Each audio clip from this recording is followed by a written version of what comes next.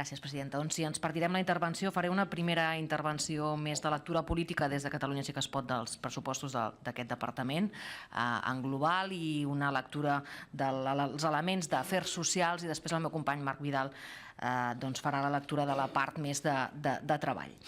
Li començo suau, consellera, però em sembla que moltes de les coses que li diré li sonaran perquè ja algunes li han expressat. Miri, 1.000 milions més de despesa social és bona notícia.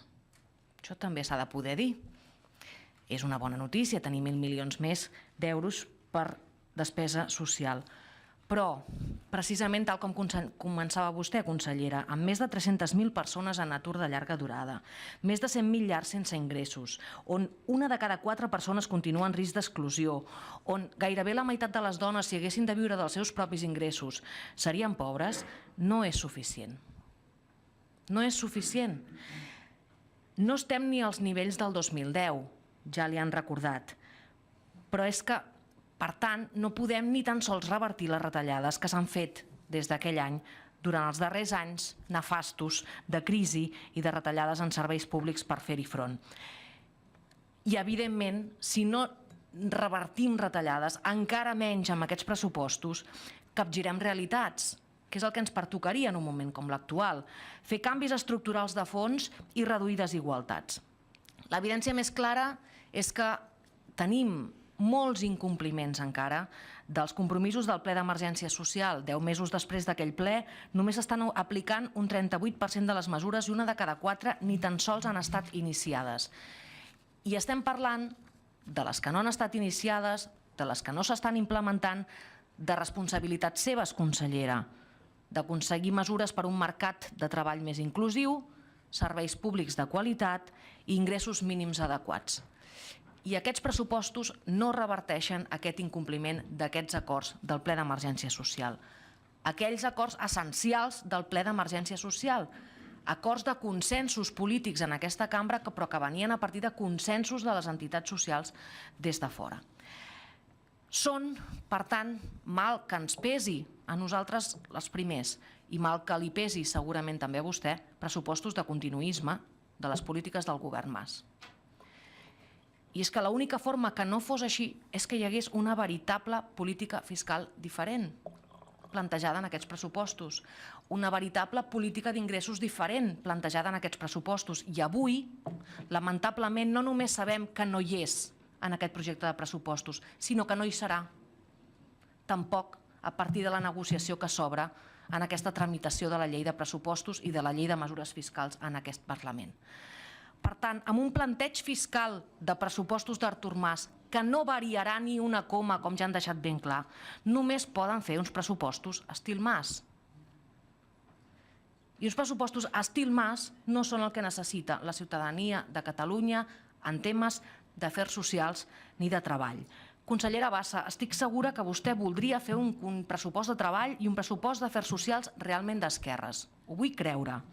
Un pressupost potent, un pressupost d'inici de cicle, de canvi de cicle, que capgiri el greu problema de la pobresa i de la desigualtat que patim com a societat.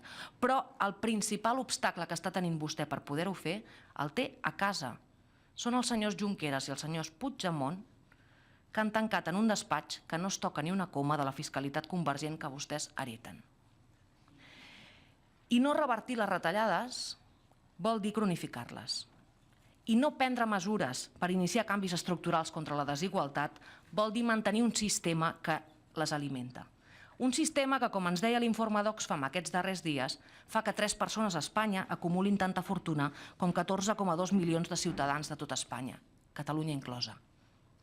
Oxfam, que per cert, també li diuen aquí a Catalunya que, reconeixent que el marge és limitat, hi ha marge per part de la Generalitat per poder fer polítiques contracícliques i contra aquestes desigualtats i que vostès no estan explotant aquest marge i que aquest marge vol dir polítiques fiscals diferents. Li entro alguns dels detalls dels pressupostos d'afers socials. Pugen les partides en tots els programes respecte al pressupost de 2015. Cert. En canvi, baixen en tots els programes respecte al pressupost del 2012, excepte en inclusió social i atenció a la infància.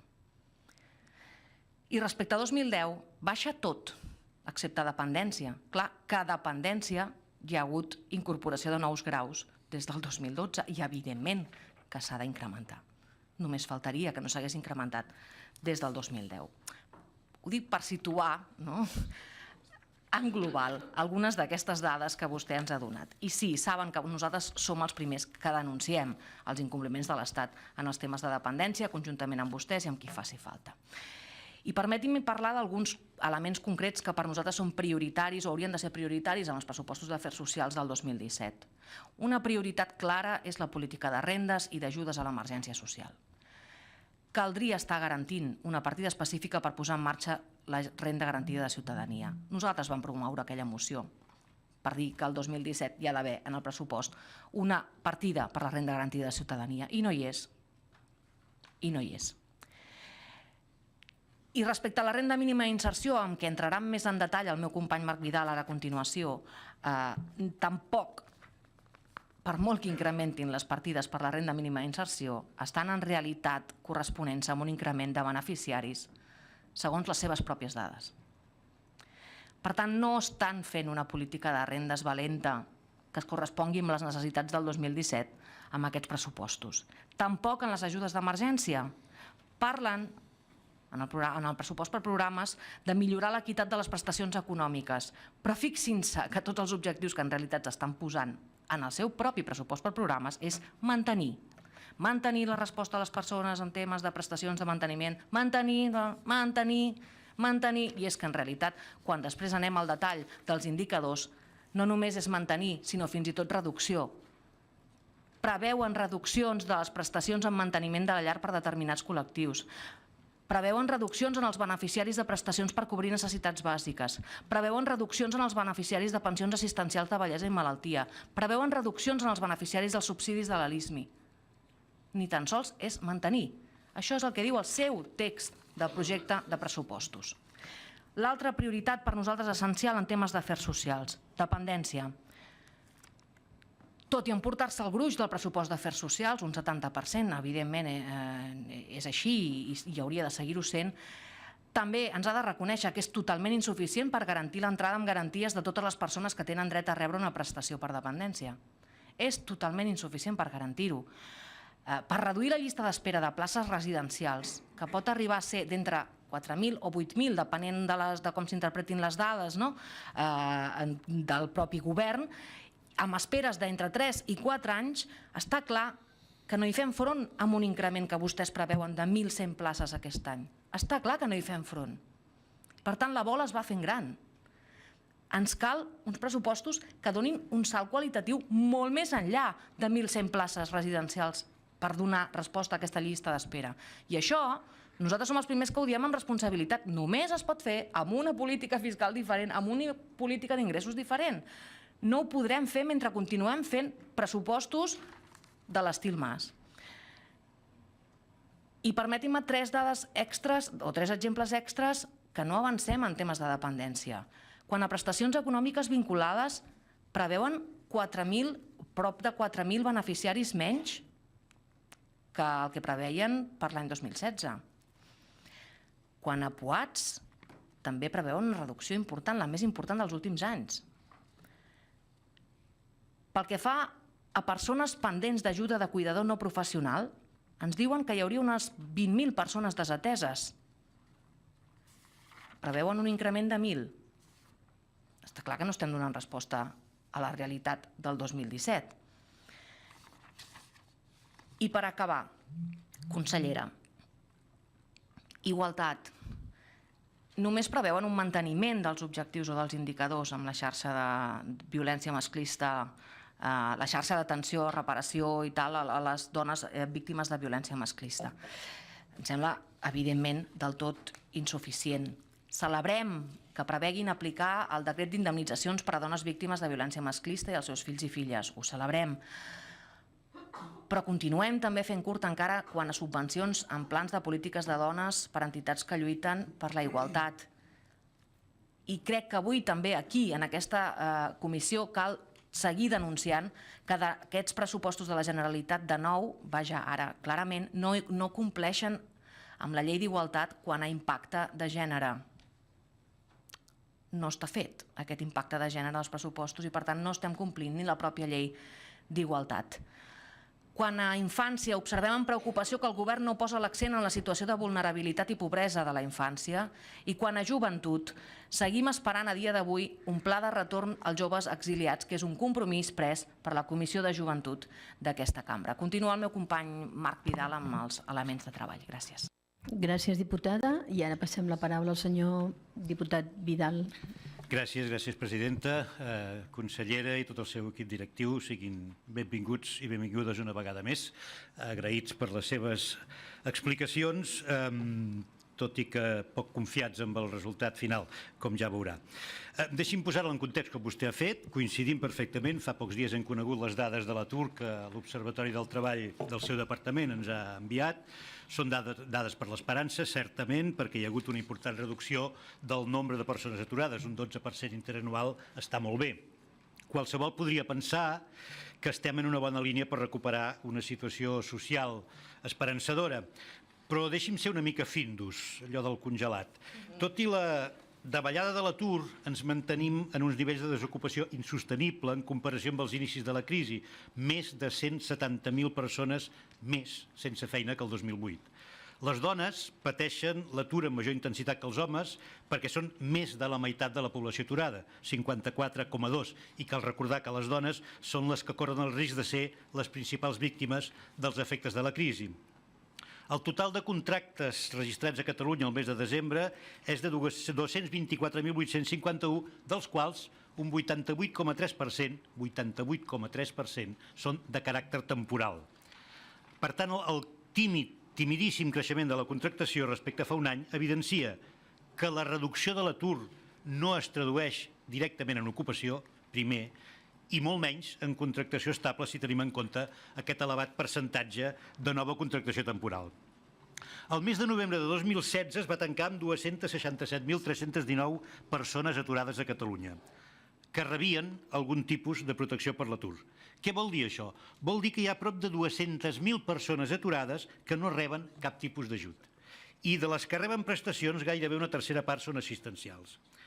Aquest pes de les prestacions assistencials en relació a les contributives, què ens indiquen? Ens indiquen el clar deteriorament del mercat de treball i de l'empobriment de les famílies. Tot això vostè ho sap. I en paral·lel a això, aquesta laminació de la capa social amb menys sort, per fer un eufemisme, durant aquest temps de crisi han crescut 2.600 persones que declaren tenir més d'1 milió d'euros de caix, és a dir, sense tenir en compte les propietats. I ha crescut un 10% les que declaren tenir-ne més de 30 milions, que en total són prop de la meitat de les que hi ha a tot Espanya. Per què faig tots aquests precedents? Doncs perquè amb aquests precedents, què s'esperaria d'uns pressupostos que no seguissin la deriva liberal dels darrers anys de govern de dretes a Catalunya? S'esperaria un intent de redistribució de la riquesa, de manera que, recaptant més en impost de patrimoni, en IRPF, en successions, poguéssim fer front a la generació d'ocupació, especialment entre els sectors amb més dificultats i el dret a poder viure dignament, és a dir, com a mínim implantar la renda garantida de ciutadania. I la pregunta que ens hauríem de fer és si aquests pressupostos ho fan. Són uns pressupostos progressistes, consellera, aquests pressupostos? No. Senyora consellera, no ho són. No ho són, són uns pressupostos liberals amb ànima caritativa, diguem-ho així, per fer un altre eufemisme. És a dir, sense tocar la butxaca dels que han aprofitat la crisi per enriquir-se i repartint les engrunes que han recollit de la redistribució d'algunes partides dels pressupostos del president Mas de dretes, com li ha dit la meva companya. És a dir, el mateix de sempre amb el vernís que cal donar perquè el procés sembli allò que no és. Nosaltres haguéssim esperat que preparant la Catalunya del futur no fessin servir els diners del passat. Haguéssim esperat uns pressupostos que avancessin més en l'intent de millorar els salaris, per exemple, que tot i no tenir competències sobre el salari mínim, sí que en tenen sobre l'IRSC. Per exemple, haguéssim esperat uns pressupostos que apostessin per un nou model productiu basat en ocupació de qualitat, estable, amb garanties, en sectors que aportessin valor afegit. Ja li direm demà al senyor Baiget, això efectivament no és el cas. Haguéssim esperat uns pressupostos amb inversió en polítiques d'igualtat i de persecució del frau laboral, i es queden curts, molt curts. Haguéssim esperat uns pressupostos amb més inversió en polítiques actives d'ocupació i especialment les que estiguessin pensades per reduir la gran bretxa que existeix entre dones i homes. I es tornen a quedar curts, molt, molt, molt curts.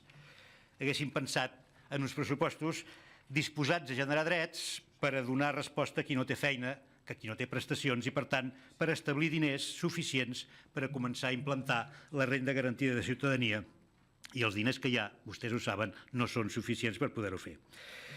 D'altra banda, haguéssim esperat uns pressupostos que complissin a bastament amb diners i no sobre el paper i amb bones paraules, amb coses escrites, els acords, les resolucions, les mocions que ha aprovat aquest Parlament i tampoc no és el cas. Ja veu, doncs, el perquè de la nostra esmena a la totalitat. Sé que vostè ens ha donat moltes xifres i que quan els diputats li han anat dient algunes altres anaven fent que no em va al cap, però esclar, jo li he de donar les xifres d'allà on vostès ens les donen, que són aquests números que fan els pressupostos. I és cert que amb els números es pot ser generós o escàs interpretant-los. Al cap i a la fi, els pressupostos són només un exercici matemàtic que reflecteix la política real que es farà. I la política real és la que hauria de fer front als fets que li he anat descrivint i la que vostè proposa, sincerament, no ho fa. És cert que incrementa diners en comparació al 2015, això li hem de reconèixer.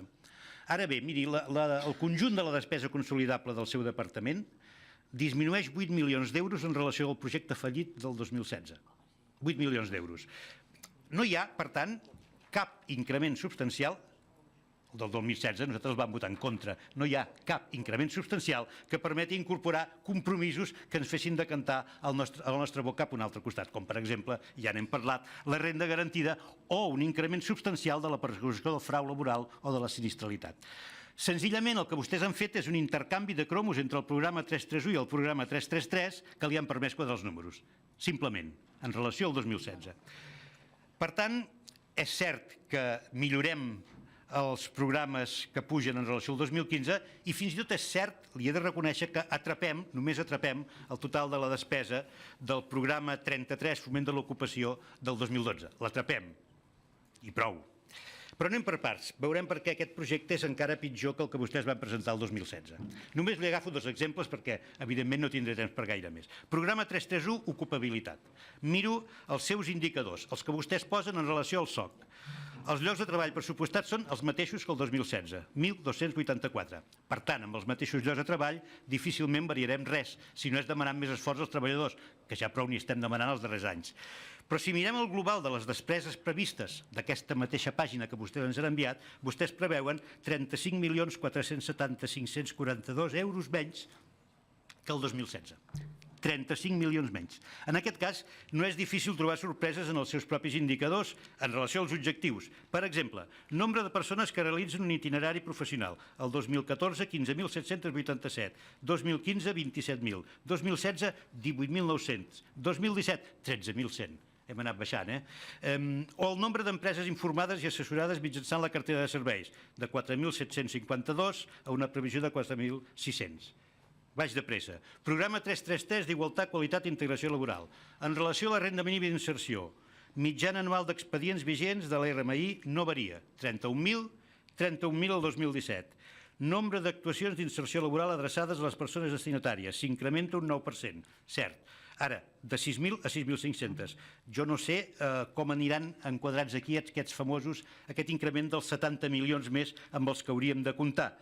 I és que si mirem aquest 70 milions més, senzillament és molt lluny del que seria la demanda de la renda garantida de ciutadania, anar incrementant la renda mínima d'inserció per arribar a una renda garantida de ciutadania, que és el mantra que vostès fan servir per, em temo, que quedar-nos allà on érem. El mateix programa en relació a la inspecció, per exemple, en el que vostès havien de perseguir el frau i garantir la seguretat i la salut en el treball davant de l'escandalós creixement de la sinistralitat. Doncs miri, indicadors de les seves pròpies previsions. Nombre d'actuacions en matèria de seguretat i salut, de 36.000 a 30.000, menys. Nombre d'actuacions en matèria de temps de treball, de 3.200 a 2.500, menys. Nombre d'actuacions en matèria de treball no declarat, 8.139 al 2014, 6.137, 5.800 i 3.500 al 2017, menys. Actuacions per revisar el compliment de la quota de reserva del 2% d'inserció de persones discapacitades, de 688 a 500, menys. Són només exemples. Són només exemples, però són altament significatius per presentar, ja li dic, el nostre vot negatiu a aquests pressupostos. Què haurien de fer el nostre modest entendre aquests pressupostos si complíssim els mandats del Parlament? Doncs el que li pertoca a un govern, que és sobretot planificar. No només gestionar el que té en millor o pitjor encert, no, sinó fer política per transformar la situació, i això vol dir planificar. Acabo, presidenta. Per exemple, i si de cas a la rèplica li puc explicar una mica millor, el que li demanàvem a la moció 10/11, ja li diré unes quantes coses, però hi ha una sèrie de planificacions que vostès no han fet. Per exemple, el que li demanàvem a la moció 32/11, que encara estem esperant el control de compliment, per cert, que tampoc vostès han fet. En fi, consellera, com que ha sonat el xiulet, el resum és res de res, consellera. Uns pressupostos equiparables, tal com s'ha dit, als pressupostos de dretes dels darrers 4 anys, que cap persona amb sensibilitat d'esquerres podria votar a favor. Ni tan sols vostè si estigués en el meu lloc. N'estic completament convençut. Moltes gràcies.